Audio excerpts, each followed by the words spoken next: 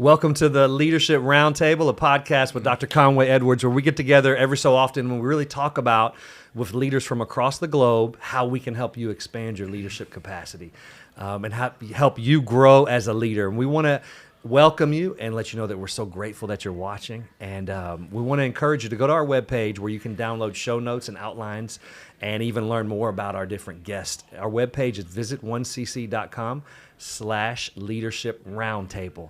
Since you're here today, we want to introduce you to our guest. We're really excited today. His name is Ryan Leak. He is a pastor, a preaching pastor, a corporate trainer, husband, dad, all basketball player. Yeah. Get engaged and get married. Yeah. Very cool. How you doing, Ryan? Man, I'm doing fantastic. I'm better now that I get to be with great friends like you. Man, we're always glad to have you here. Yeah. It's a real long trip, I know. I know. For you to get to one community church. I know. Somebody said, "Hey, did you fly in today?" I said, I was driving somewhat fast, but it took me about a minute and 20 seconds to get here from my house. Not right. So yeah. That's a whole nother thing. I find the closer you live to somewhere, the harder it is to be on time. Oh yeah, because you take it for granted. You know, you're like, I need to be there at 5:15. I'll leave at like 5:13, and then you look down and it's 5:15. You're like, I got this. So here we are. I got this. Well, Ryan has a new book out. You've got a new book out called Chasing Failure. That's right. And to the leaders listening today, this sounds like an interesting concept that we should chase failure. Sure. So could you just help unpack and can we talk about what failure looks like in the life of a leader? Yeah, I think that what I learned about leadership is that so many leaders are just afraid to take risk. They're afraid to try something new. Sometimes what can happen for a leader or anybody is you can fall in love with the familiar. You can fall in love with how things have always been done, but then the future requires us to change. And people don't like the feeling of failure. They don't like being rejected. What if people don't like it? What if people don't think it's cool? Or what if people don't buy the book? And what if people don't get the chorus? And what if the people that I'm leading don't buy into the vision? There's so many what ifs. This book is designed to come alongside a leader and say, well, I like your what ifs, but what if it goes well? What if it goes amazing? What if you change somebody's life? I always love to share the story of the unknown, I don't even know his name, but where Billy Graham gave his life to the Lord was in a small church. And that guy isn't famous. He's just doing his job. And so it's like, you don't do any of this stuff to be famous. Right. You do it to be obedient to what God has called you to do, and you just never know who's listening, who's watching, and who could be impacted by your life. And so this book is designed to give people a different spin on failure. In fact, I want people to make failure their friend. Okay. I want you to become friends with failure because I have learned way more from failure than I have from any success I've ever had in my life. And so we're trying to fail every day.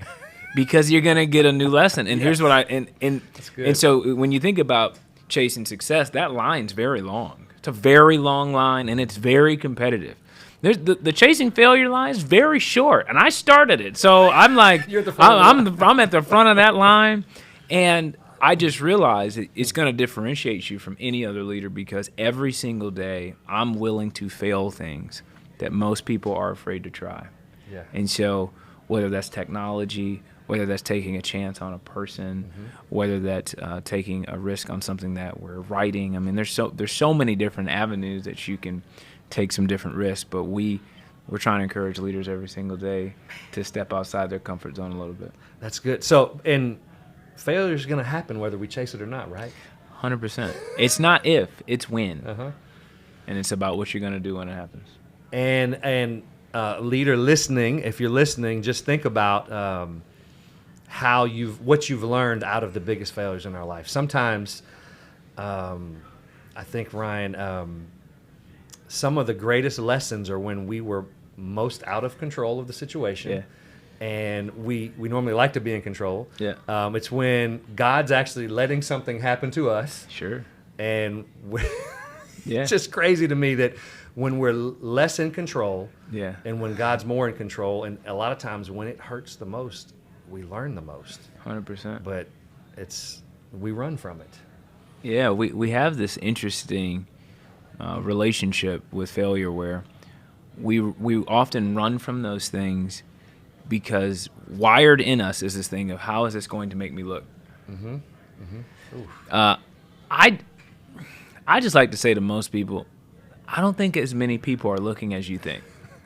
I hate to break it to you, but you're not nearly as important as you think you are. In our minds, we are. Like, you think the whole world, like, you think you're a reality TV show because you posted something on your story. You're like, dude, 100 people, like, it's not that many people in the grand scheme of the whole world. I say often, you know, when an NFL quarterback has to compete in front of millions of people and they throw an interception, they do that in front of millions of people. If somebody misses a game winner in the NBA, they do that in front of millions of people. Shouldn't we be willing to take a few risks in front of our 10 colleagues and 5 friends? You know, like right. We're so afraid. I'm like, what do you think is going to actually happen?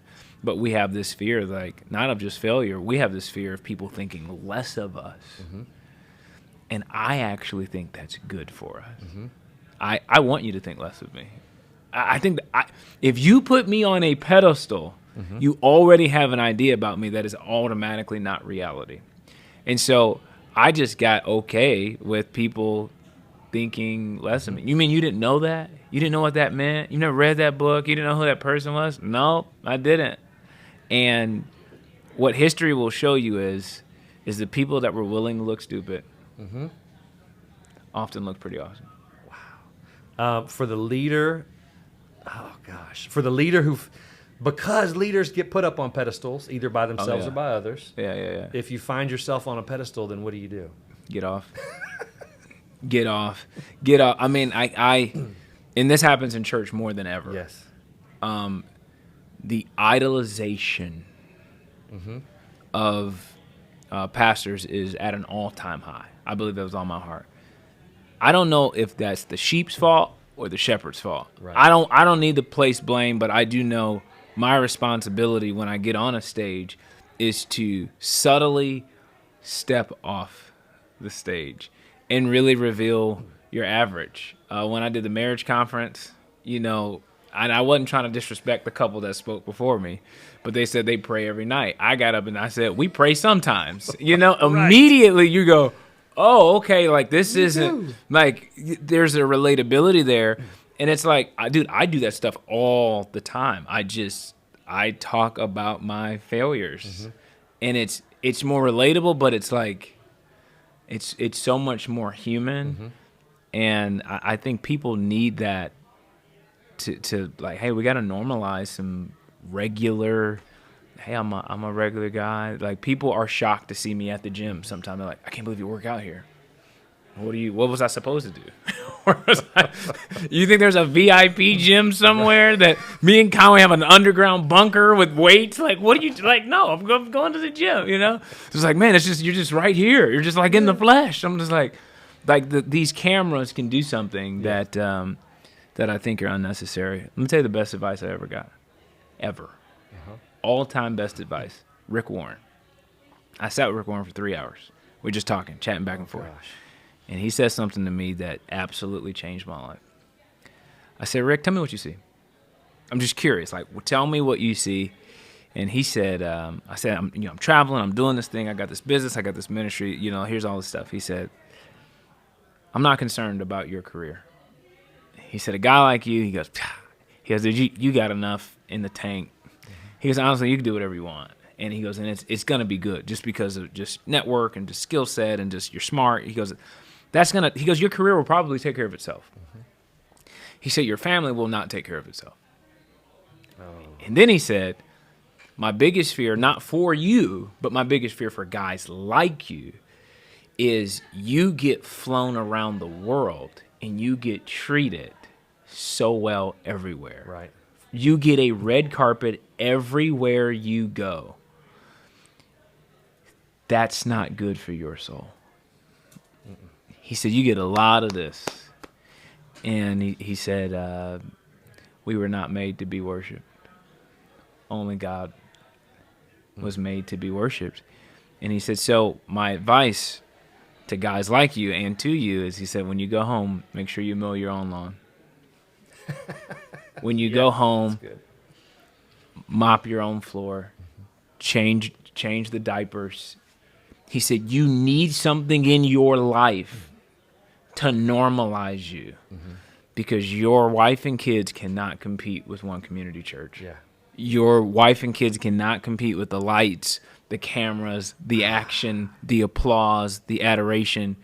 Because what do you expect them to do? Every time you come home, they have a sign, welcome home, Dad, your mate. It's like, what are you going to do? It's like, it's impossible. And so we have turf in our backyard, so I can't mow my own lawn. But my mop game is next level. There we go. Okay, mop, like if y'all saw my mop, you'd be like, where do they even sell these? It's got an LED screen. It's like, but when I get home, my kids might be like, what are you doing? I'm like, I'm coming back home.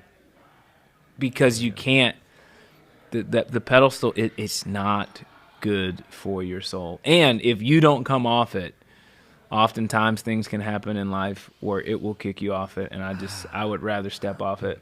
And you just have to do it privately. And people are going to think highly of you. That's great. Hey, it's nice to meet you. And you meet them there. You're not going to be a jerk. But I think it's important that you have something in your life that reminds you that you got dirty draws. You just hit me, because I've got a pretty sick dishwashing game. You know what I mean? After we had been married about 4 years, I came home one day from church, sat on the couch, went to watching TV. My wife's cooking, washing, and she said, "Hey, we need to talk." And she said, "Look at here now. This is not how this is going to work. We need to have some normalcy here." And it was differences in our families and how we grew up. Sure. I had grew up one way where I saw my mom do everything. She grew up and it was not that way. It was shared. And she let me know. She was like, we need, but what that did is it normalized something for me. There's something, Fridays, folding clothes. And most mornings, doing dishes. At one community church, a couple times a year, at least once, sometimes twice a year, Pastor Conway will make sure everybody wears work clothes, all the pastors, all the staff, and we'll get a few pickup trucks. And instead of hiring someone to put mulch all over our campus, we do it. And it is torture. Sounds kind of fun, actually.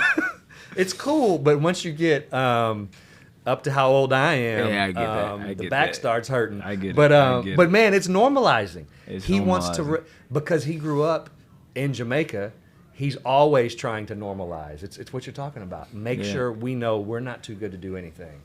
And there's a leadership axiom from a book we used to read here, and one of the axioms was, admit your mistakes and your stock goes up. And that's what you're reminding me of here. 100%, man. And that stage, I love when you said, as soon as you get off the stage, you need to get up. Because something in the stage, when you use a good illustration, a good analogy, and people go, oh, it does something inside of you. It's called dopamine. That's what it's called. It's chemical. And it's yes, I just nailed it. And that's not good for us. It's not good for you. It's not, Tell us a little bit more about how we process failure and how we don't run for it, and how we can, for the leaders here, how they can practically work through this. I call it chasing failure, not chasing foolishness. Some people are like, do I get a second mortgage to start this business? No. You should make sure that the business plan is really, really solid and actually worth doing that. Like, don't be dumb, but do your homework. One of the chapters in the book is called Never Give Up-ish. Never give up-ish is like, any speaker, worth their salt has at some point said, never give up, which is okay advice, but the larger the group, the worse that could get. I think we all know somebody that needs to give up. They're knocking on a door that they're not supposed to be knocking on. And so we created a framework in the book around how should you know if you should keep going or not, when you should give up and when you shouldn't. Part of that is, one, are you passionate about it? Because it's something that you truly love. Two, are you good at it? Right. And is that verified by other people? Keyword other people. Are other people asking you to do this often that aren't related to you? Are strangers going, you should do this more, you should write a book? I had a friend that said, man, I'm going to start a youth conference. Why? Right. Like, is someone asking you to start a youth conference? And they didn't have a very large youth ministry. So it's like, it wasn't, it's got to make sense. Are other people asking you to do that? So has that been verified by others? The other thing I think is very important is, do you feel like God put you on the planet to do it? Can you feel the wind of God behind you when you start typing? When you start consulting, when you start coaching, when you start investing into young leaders? All of those things I think can help a person decipher, all right, is this something that I'm supposed to do? I know a lot of people who are skilled but not passionate. Right. I know a lot of people that are passionate but not skilled.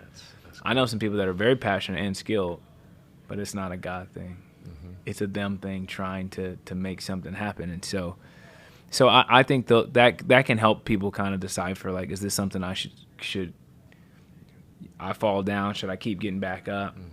And you feel like God's behind you. You feel like this is something that you feel like is going to add value to a lot of people, and you feel like you're actually good at it, then maybe you should keep going. Mm-hmm. So those are a few tools that are in the book that I think can help people. And I think just processing failure, the way I see it, if you have learned from that failure, you didn't fail. That's good. And the beauty of that is I can take a 5-year-old failure that has been beating you up, and I can actually build you up and go, but what did we learn? And then all of a sudden, you may have had a multi-million-dollar lesson. Wow. And we're going to talk about that today, but there's levels to failures. Mm-hmm. You can fail at $100, or you can have a $10,000 failure. It's like it just.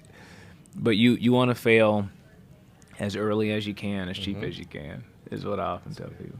What does it look like? What does it look like to have trusted people around you? Who do you go to because this hasn't been verified by others? Are others asking? What does that community or circle look like if somebody doesn't have a circle?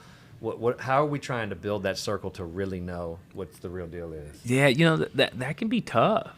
Yeah. Because we all know somebody that thinks they're good at something that they're not good at, and we just kind of like let them think that. Like, we don't feel like it's our job to be the talent police and be like, actually, you're not good at that. But I think part of that is just having a high level of self-awareness, and really paying attention to what has already been said. So I have a friend, phenomenal communicator, phenomenal, wants to be a rapper.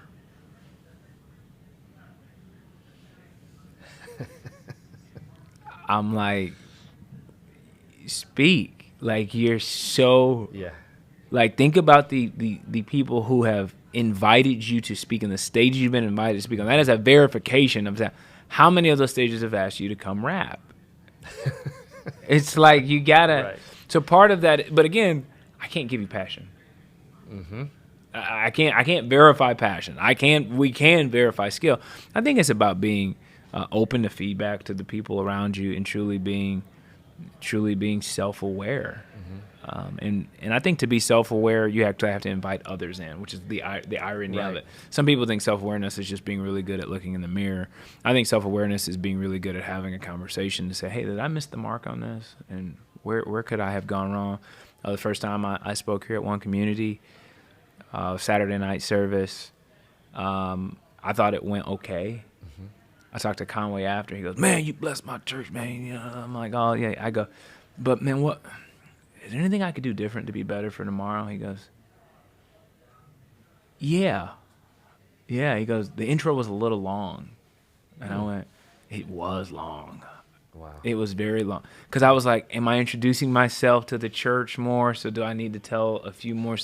But it was like, man, I got better in a day. Mm-hmm. Does that make so? It's not like I came in going, man, I'm the speaker and I'm going to just do my thing. And it's in every service. I'm always tweaking Right. for the next to get better. So I think but I wouldn't have made that adjustment if I hadn't talked to Conway. Right. Does that make sense? I probably would have just kept it the same. But I think that consistency of, when I coach leaders, I say you want to create a feedback culture of yourself where you're constantly asking for feedback and how you can serve the next leader better. So a lot of leaders make the mistake of leaning on yearly reviews. And I go, there's another 364 days in the year where you had an opportunity to get feedback. So we dealt with your attitude for 6 months because we had to wait for a yearly review to do. It's like you don't have to wait for a yearly review. You don't have to wait for a survey to be able to take somebody to lunch and go, hey, man, what's it like to be on the other side of my leadership and to be able to learn that. And so, but yeah, we know plenty of leaders that think they're great leaders. You have a title, but quietly your team is floating resumes to other organizations, and then all of a sudden God moved them to the God nation. did it. Yeah, God did it. Well, they would have stayed if they had a good leader. I love how you have to invite the opportunity for the feedback. Have to. Our leader here, Pastor Conway, does that regularly. He Yeah. always asks for feedback. Yeah. And even as people giving feedback, sometimes it's Yeah. awkward when your leader says, how'd that go? And Yeah. there's certain people in the room that just always want to say, good, it was awesome, it was Yeah. awesome. And even being good at giving feedback Yeah. is a lesson. But Oh, yeah. I love how you shared that and just the tweaks every opportunity you get. I guess sometimes the best thing for a leader to do is just ask the team, how am I doing? Yeah, it's going to be difficult, Yeah. only because honesty is very difficult to give up because you got something to lose. Right. Your perception of me may change. You may not intentionally punish me for my candor, Right. but you might subconsciously punish me for my candor. Oh, yeah. And it's difficult. Is it me? Is it you? How much of have you given me the tools that I need to do my job? Am I expecting something from you that really I could have been going to get myself? I'm hoping that you develop me, but I actually have the tools to develop myself. Oh, yeah. Like, you need someone to open the podcast app for you. Like, it's like there are things that you can be doing. So is it on me? Is it on you? So I could say you're not developing me, and then they could reply you're not developing you. Yeah. So it's like so there's a tug of war that can happen there. So I think what leaders have to do really well is to say, hey, I'm wide open to feedback, not just today, always. And I won't make you pay for your candor. And I will take notes. Because I think that's the most respectful posture you can give another person that's talking. Yeah. And it doesn't make you right. It makes you human, and it makes me say I value what you have to say enough to write it down. So I think when you do that, you really can create a really great feedback culture for yourself, and you're going to fail less. Because imagine if I wouldn't have talked to Conway, I would have missed 4 times. Right. Miss is strong, but because I could tighten things up, everybody got a better experience. That's right. So you minimize your margin for failure the more you invite feedback in. So in the book, I break down the budgets of some of the top 100 companies in the world and how much they spend on R&D. Billions every year of them just trying stuff. Amazon, trying stuff. I even break down a bunch of Amazon's failures that led to some of their best ideas. And so then I just turn it back to the reader and say, they spend billions. I don't think you're going to spend billions, but will you spend hundreds this year? Stretching yourself, getting outside the box, trying some things. Maybe you will, maybe you won't. I will, and I will be better a year from now than I am today because I tried some stuff that didn't work, but now I know what does work because I was willing to try some stuff. Come on. Yeah. Leaders, are you willing to try some stuff? Yeah. That's the challenge right now is chasing failure, learning, not running from it, but going at it. And just want to thank you for sharing with us today. Yeah, man, it's an honor to be here. It is a challenge for us leaders, and that expands our capacity to run into the storm instead of away from the storm. That's a whole nother convo, but running into it. And Ryan, we thank you. Absolutely. It's a great time to talk about how we can grow in the ways that we don't think we normally would. Sure. So, That's thank awesome. you, man. I appreciate it. My pleasure. If you've had a great time, go download the listening guide, the show notes, if I can get that out today, the show notes that we have. Visit 1cc.com/leadership roundtable. You can go search Ryan Leak. We'll have a link in our show notes where you can learn more about him and follow what he's doing. I want to encourage you to check out his book, Chasing Failure.